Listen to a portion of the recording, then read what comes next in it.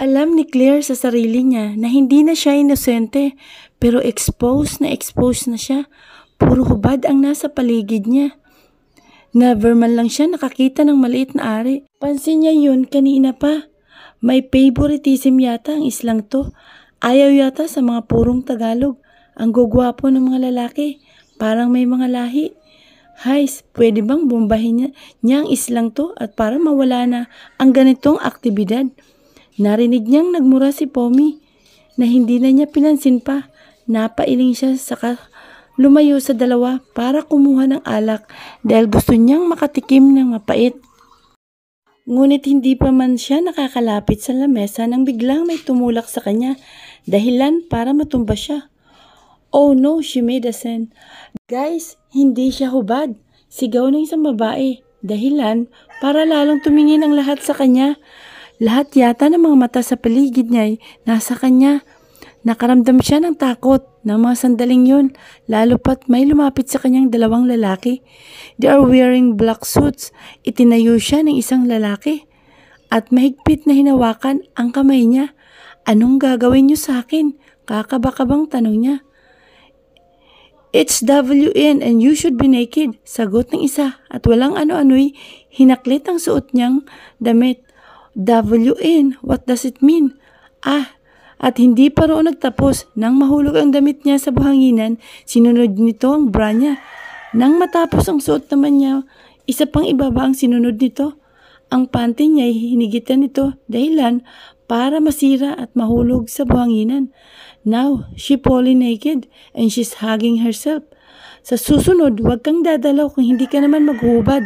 We only have one policy here and you should be naked once you attend the party just like this. I'm sorry ma'am, wika ng isang lalaki. Pinulot ang nakahubad sa kanya at umalis na. Can you stop looking at me? Galit niyang tanong sa mga taong nakatingin sa kanya. They did what she said. Nagkanya-kanya ang mga ito. Samantalang, nagpatuloy ang naudlot na interview. Napailing siya at naglakad na pabalik sa pwesto niya. Patungo kina Pomi at Tati habang yakap pa rin ang sarili. Hindi ka na dapat nagdamit eh. Yan tuloy. Huwag kang mahiya sa katawan mo. Claire, you have a nice body. Your boobs are big. Ani Pomi. Huwag mo akong kausapin, Pomi. I'm not in the mood. Walang buhay niyang sabi sa katinuunan naman ang atensyon sa stage. Itong alak, pampabuhay sa walang buhay mong tinggil. Ani Tati, what the fuck? Kaagad niyang binilingan si Tati at nakangiti ito sa kanya. Sinabi talaga nito yon. Imbis na pansinin, kinuha niya sa kamay nito ang hawak na bote at lumagok doon. Shit, ang pait, pero hindi yon alintana sa kanya. Inis na inis siya ngayon. Bakit kailangang hubaran siya?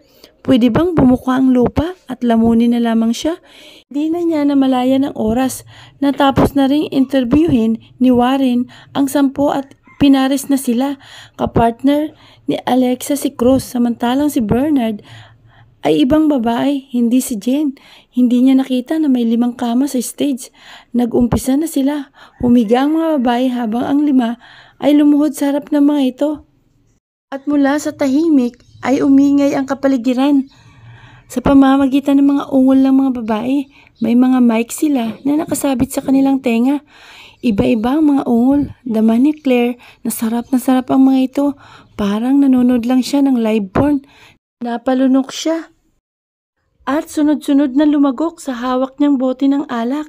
Yun nakaramdam na siya ng pagkalasing pero hindi niya pinansin yun. Nanonood pa rin siya. The men are packing those bitches. Sabay-sabay na umindayog ang mga ito. Sunod-sunod din ang mga sigawan. Intense ha? Wala pang nilalabasan. Si Warren, labasan mo mukha mo. Umirap siya. Can you just fucking stop this stupidness ha? She shouted at naglakad patungo sa stage. She looks like a queen dahil tumabi ang mga tao sa daan niya. May tama na siya ng alak niya, kaya hindi niya alam ang sinasabi niya. Wala na rin siyang pake kung pinagtitinginan siya. Ang mga malalandi sa stage ay tumigil. Lahat-lahat ng mga mata ay nasa kanya. Wala na siyang hiya ng mga sandaling yun. Umakyat siya sa stage nang walang pag-alinlangan. Excuse me, miss. Nakakaabala ka, ani Warren, habang nakatingin sa kanya. Ngumiti siya at nilapitan ito, saka kinuha nito ang microphone. Hindi lang ako makapaniwala sa islang to. Ang bababoy nyo. Hindi ba kayo nahihiya? Nakakaya kayong lahat. You're all fucking naked at dito sa stage. These bitches are having fun with this womanizer. Galit niyang sigaw sa mic. Miss, you have a mic. You have a nice boobs. Can I taste those? Tanong ng lalaki sa ibaba. She just gave him a middle finger. Wala siyang paki kung gumagawa man siya ng eksena. Stop, Claire. Bumaba ka na. Napatingin na kagad siya sa nagsalita. Oh, it's gross. Bakit ka ba nangingialam ha? Tanong niya rito. We're having fun, sagot rito. Having fun? Come on, you can do that in the private, not here in public. I will pack you if you won't go. If you won't go down, putol ng kung sino sa kabilang gawin niya. Kagad niyang binalingan yun. It's Bernard. Fuck me, go, pero hindi mo magagawa yun sa akin. Pumwersa siya at walang pag-alinlangang hinampas kay Bernard ang hawak niyang bote. Natumba pa ito. Nahulog sa stage. Nang tingnan niya yon, nakita niyang wala itong malay. Ang boteng hinampas niya rito ay nabasag. Oh my God, hold her hands. She's a killer. Sigaw ng kung sino sa ibaba. Killer, killer, killer. Sunod-sunod ang mga sigawan, pero wala siyang pake. Magsasalita pa sana siya para questionin ang mga ito nang biglang may sumingit. You woman, saad ng isang baritonong boses. Tiningnan niya yun. Medyo blurred na ang paningin niya. Pero nakikita niya pa rin ito. He's so tall and handsome as hell. Naglalakad ito palapit sa kanya. Ano bang naputol siya nang biglang mabitawan ang mic na hawak niya.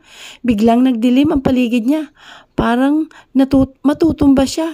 Kung matutumba man siya, it's either sa stage siya tumumba o kay Bernard na wala pa ring malay. Sobrang labo na ng paningin niya. Naramdaman niyang nahihilo na siya.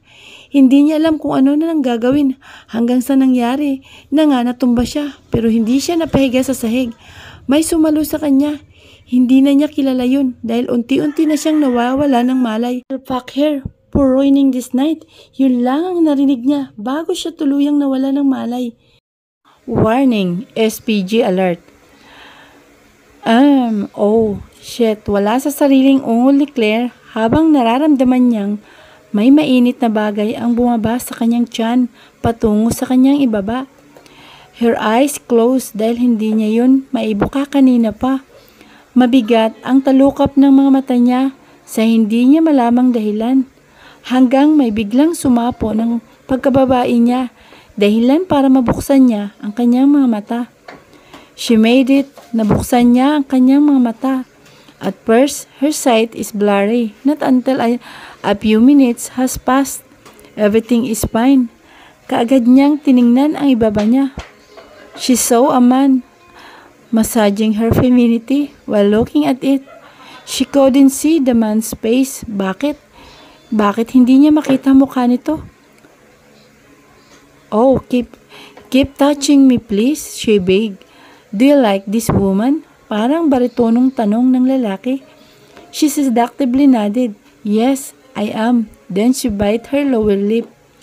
I hate you. You ruined this night. Why did you ruin it? You're just a newbie. Anong sinira ko? I didn't ruin anything, just so you know. Tumigil ang lalaki sa pagmasahe ng kanyang pagkababae. Dahilan bigla itong tumayo at ikinabubawan siya. Idinikit ng lalaki ang noo nito sa kanya. She could smell his fresh breath. Oh God, it made her turn on to this man, to this stranger. You did, woman. Sinira mo ang gabing ito. Bakit hindi mo alam? Ikaw ang gumawa, tapos hindi mo alam? Are you fucking crazy, ha? Would you want me to pack you as a punishment for what you've done? Ha?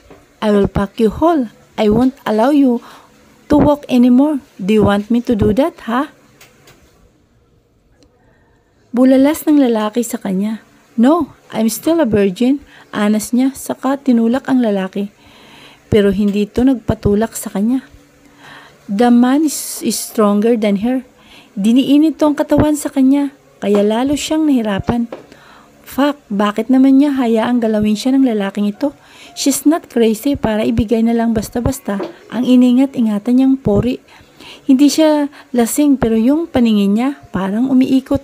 At isama pang malabong mukha ng lalaki, tanging liwanag lang ang nakikita niya. Bakit ba ganito? Fuck, I like virgin. Gulat na saad ng lalaki sa kahinalikan ang kanyang mga nakaawang na labi. Hindi niya alam kung bakit niya ito pinatulan. Nakipaglaban siya sa dila ng lalaki. Shit, this is the first time she does this kind of thing. Nagiging mapusok ang halikan nilang dalawa hanggang naikawit na niya ang mga braso sa liig ng lalaki. The man sipped her tongue that made her moan slightly. Pero hindi pa yun doon natatapos.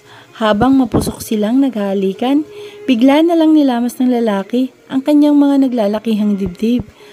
Oh man, ungol niya saka humiwalay sa mga labi ng lalaki. Don't test me. I won't give my virginity to you. Get out.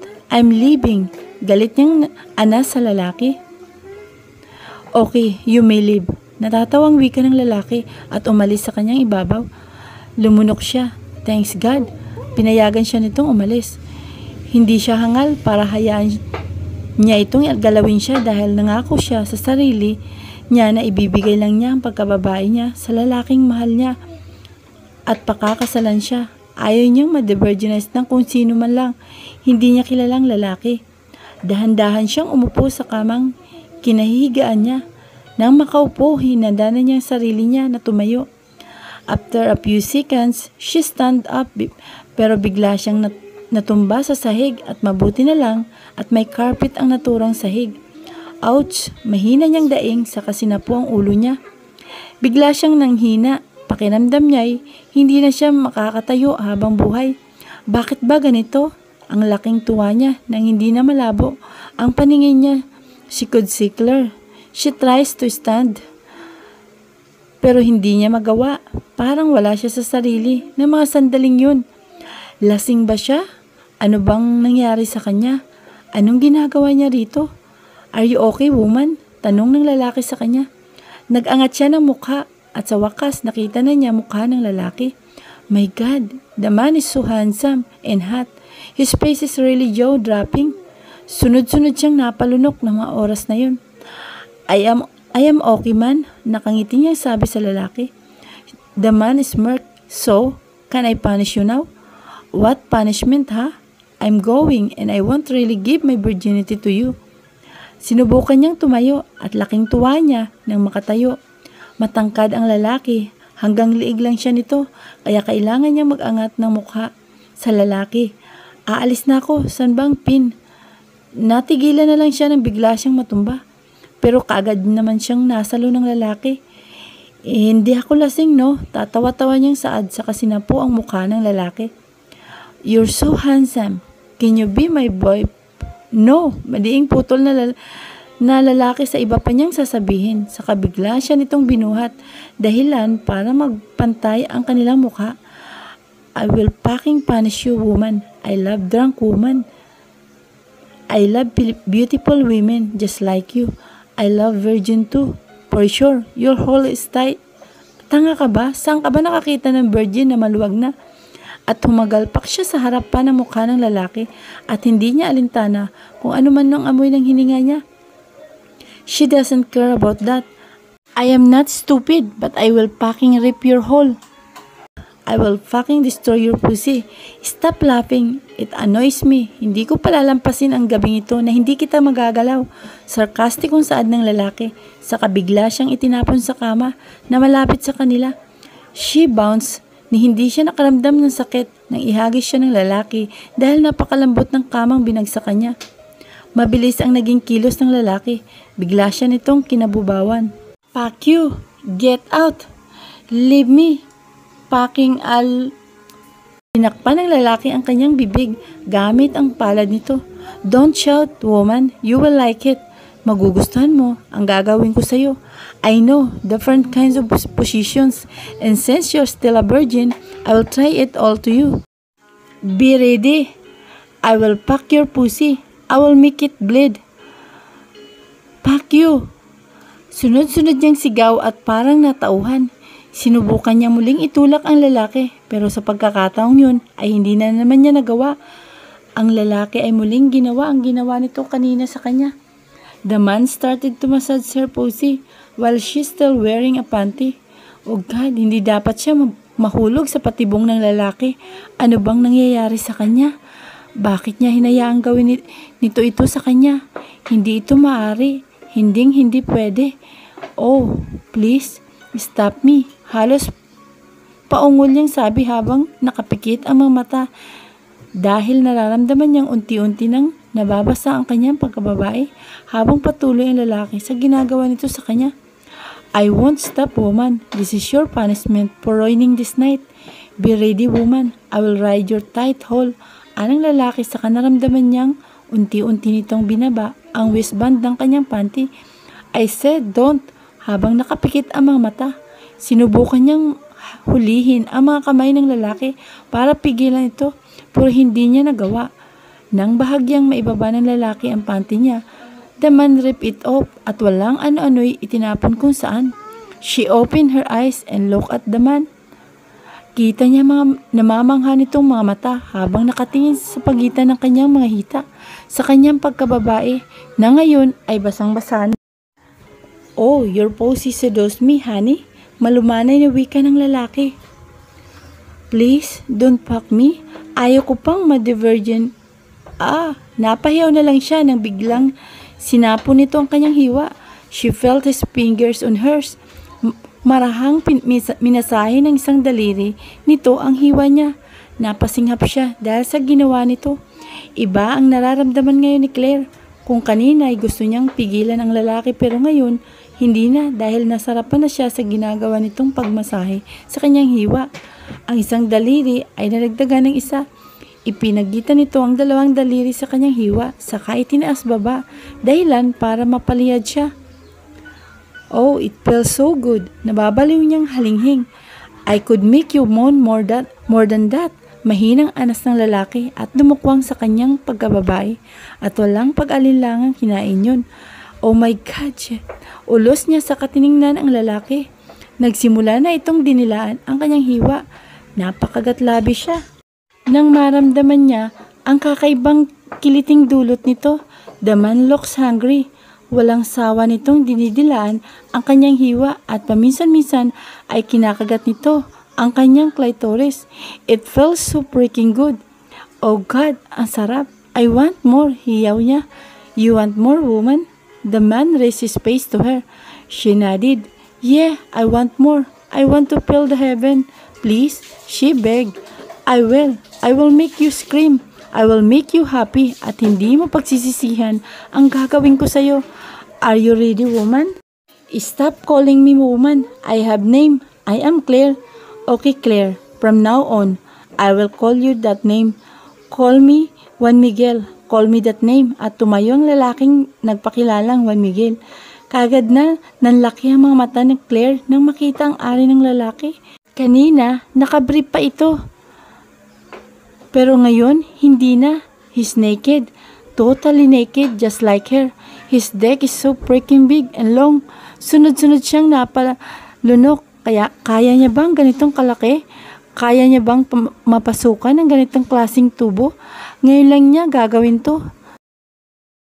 Totoo kaya ang sinabi ng lalaki na paduduguan siya nito? Oh, come on. It can't be. Bakit naman kasi ang laki? She prefers Filipino size, not this foreigner size.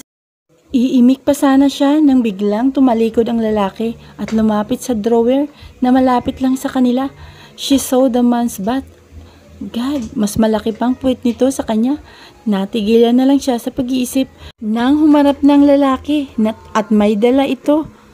Posas? What the fuck? Anong gagawin mo riyan? Kabado niyang tanong. Huwag kang kakabahan, Claire. Nakangising wika ni Juan Miguel habang pabalik sa kanya. Hindi na siya nakaibig pa. Nang makalapit ito, kinuha nito ang kanan niyang kamay at pinosas siya sa headboard ng kamang kinahihigaan niya. Shiblo, why did you cuff me? Ha? Inis niyang tanong sa lalaki. Para hindi ka makatakas. Nakangiting sagot nito at dumukwang sa mga labi niya at muli na naman siyang hinalikan ng mapusok. Nangyari ulit ang ginawa nila kanina. Naglaban ang kanilang mga dila. Pero bigla siyang may naalala kaya sinabunutan niyang buhok nito. Gamit ang kaliwa niyang kamay sa kabagyang hinila ito, dahilan para mapabito ito sa kanya. Before we continue, answer me first. Anong sukat ng ari mo? 10 inches, Claire. Then, Juan Miguel kiss her again. 10 inches? Oh my freaking God. Hindi niya ito kaya. SPG alert. Hindi pa rin makapaniwala si Claire nang sabihin niyo na Juan Miguel sa kanya. He has 10 inches dick. Kaya niya kaya ang ganong kalaking ari? Ever since in her life, hindi pa siya nakakakita ng ari ng lalaki. Nagkaroon naman siya ng mga boyfriend before, pero wala naman silang ginagawang ano, at dahil ingat na ingat siya sa pagkababae niya, hinihiwalayan na lang siya ng mga nakarelasyon niya dati. Kaya mas pinipili niya na lang na maging single. Bakit ba ganito kalaki ang tubo ng Juan Miguel? Wala ba yung kasing laki na lang ng uod para hindi siya umiyak? Hindi ko yan kaya, Juan Miguel. Please, don't fuck me. Let me live. Pigil niya sa lalaki na kaluluhod lang sa pagitan ng kanyang mga nakabukakang hita. After you ruin this night, bakit naman kita hayaang umalis? Ilang ulit ko bang sasabihin na hindi matatapos ang gabing ito, na hindi kita gagalawin? Just pray, Claire. You will taste the heaven. Just enjoy my surprise to you. Nakangising wika nito sa kadumukwang sa basang-basa niyang hiwa. Napaliyad na naman siya nang maramdaman ang dila nito na akala mo'y uod na galaw ng galaw. Napapikit na lang siya dahil sa ginagawa nito. Gusto niyang hawakan ang likod ng ulo ni Juan Miguel at ipagduldulan pa. Bawat paglapat ng dila nito, nagpapakawala siya ng mahihinang halinghing sa kanyang lalamunan. Shit, napakasarap talaga. She already tasted the heaven. Oh, Juan Miguel, it feels so good. Nahihibang niyang ungol sa kalalo pang ibinukang kanyang mga hita. After a few seconds, she felt Juan Miguel touching her clit and slightly massaged it. Nang dahil doon, napalayad na naman siya. Binuksan niya ang mga mata niya at pinanood ang ginagawa ni Juan Miguel. He's licking her witness while his two fingers, the index finger and thumb, massaging her small bed. Nakikiliti na siya dahil sa ginagawa nito. At naisuko na nga ni Claire ang kanyang pagkababae ng gabing yon. Maalala pa kaya niya kinabukasan ang nangyari sa kanila ni Juan Miguel at makilala pa kaya niya ang lalaki? Ano ang kanyang gagawin kapag napagtanto na nga niya na wala na ang kanyang pinakaingat-ingatan? Matutuwa kaya siya sa lalaki o kamumuhian niya ito? Ito po ang ating aalamin sa susunod na kabanata. Please like, share, and subscribe.